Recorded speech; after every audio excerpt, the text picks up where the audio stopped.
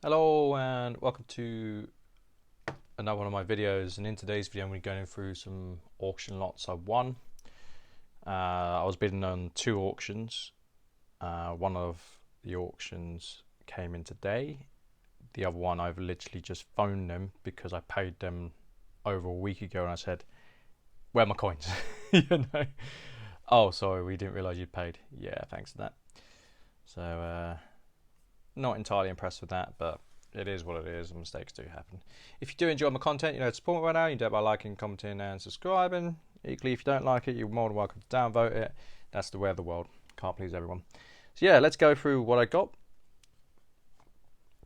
I ended up getting two 10th Brits. Now, in terms of what I paid, it wasn't the best, it wasn't the worst. You know, I don't mind this type of stuff. It's people collect attempts. You know, would I have bid them had they been quarters? Probably not. So I've gone for two designs where I thought they'd do well. 2007 is an absolute quality design. Can't go wrong with that.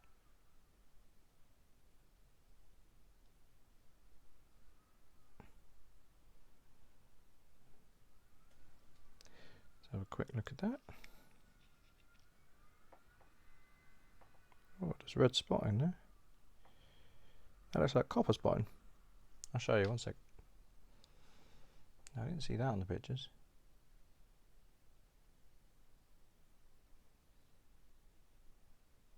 It doesn't matter. I was going to get it graded anyway.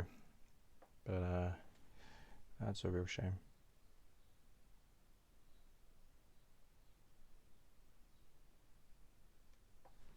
It's okay.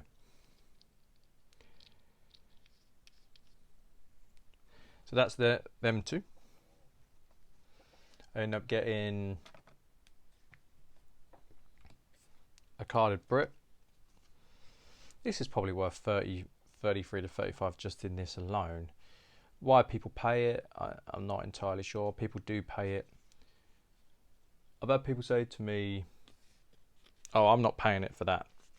I'm not paying extra for having it carded. And my response is, but someone will. And I don't mean that in a flippant way. It's just, why would I sell it for less when there are people who do collect this format? You know, that doesn't make sense to me. If we're both rational actors, we both go for the rational solution. Speaking of that, I bought up a lot yesterday. So there was a gentleman who he wanted to sell. It was a 10-ounce coin, some 10th Libertad silver coins. Excuse me. And it was 30 10th silver rounds. And the 10th, the gentleman approached me and he said, well, what are you valuing that? And I said, well, looking at eBay after import costs, etc., is between £340 and £400. I'd probably ask £330 for it. And he's like, no, that's way too expensive. And I said, yeah, but I can't value something at 300 if the going rate is 340 to 400. It's, you know, I'm a business. It's not personal, but it just seems a bit crazy to me to value in such a way. Now, if it doesn't sell, it's a completely different conversation. But sometimes you just have to be rational. You know, look after people, but you need to look after yourself as well. End up getting this in. I thought this was a steal. PF70 Proof Swan. I think this is the first in the series. I paid £80 all in for this. Now, I think it's worth £125, £130. Whether someone pays that or not is another matter. But it shouldn't be a hard sell at 100. And I just quite like the coin. It looks good in proof. There was the other two in proof, and I just didn't really have the funds. I was like, I don't want to park too much money because these coins are very hit and miss. It will sell, but it's not like a Brit. These will go very quickly. You need to find a collector, and you know it just takes longer.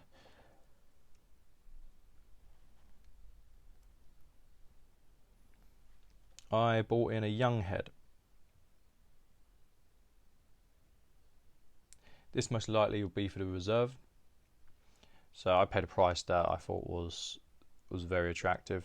I paid over spot, which because I bought it at auction, obviously.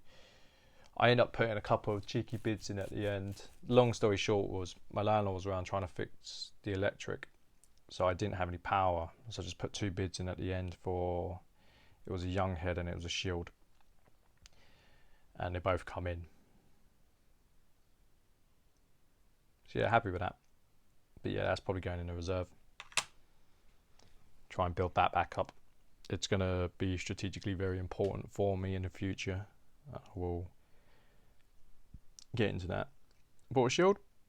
So this is a Melbourne mint. I think this is an 1884. Nice coin. You know, if I compare it with... Nope. Don't want to compare it with a $10 coin. So if I compare it with this, so this is a 58.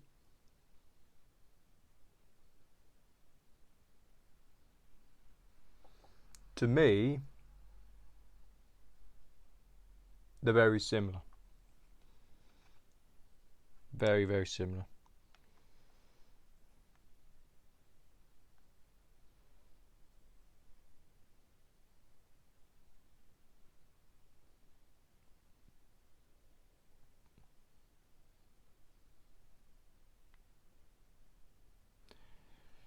I actually think this would be a 55 to a 58.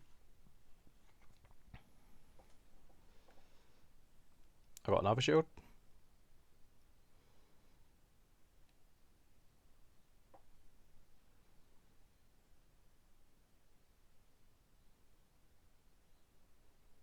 And I'll put that in the same category as well.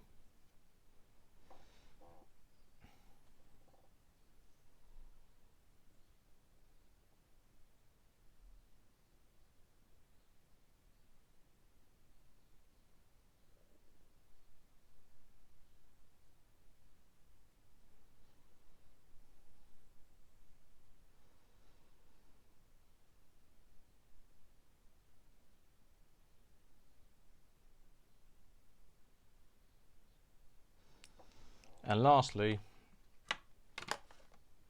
I had one last shield.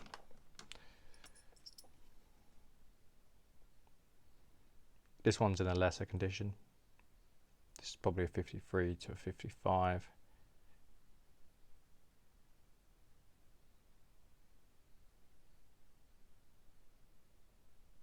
So Sydney Mint, 1871.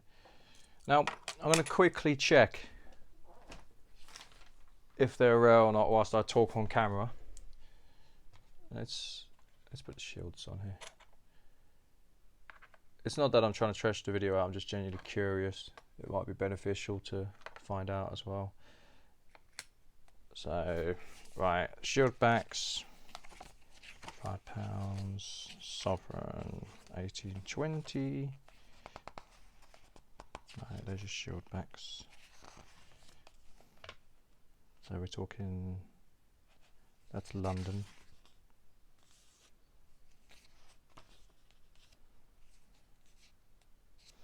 Right, so let's have a look. That's M. S, so this is the London one. 61, 1872. So this is quite common. That's quite a common coin. That's not a problem. Right, let's go to Melbourne. I think this was the 84. Yeah. So 1984 Melbourne. It's about 3 million mintage. You know, that's not too bad. And for Sydney, it's a 71.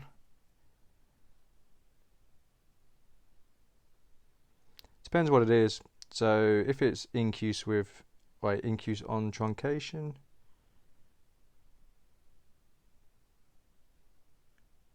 No, it's not incuse. So these 2.8 million, it's not bad. You know, in terms of value, I actually reckon they're anywhere between 380 to 400. I will be aiming for the topper end because I'm more than happy to wait on them. You know, I haven't been getting many shields in, and I'm not going to be giving them away. So I hope you've enjoyed the video. It is a bit of variety. It's probably taken longer than it should have done. However, I wanted to go through the book. Yeah, if you did like my content, you know, support me by now, and I'll see you on the next one.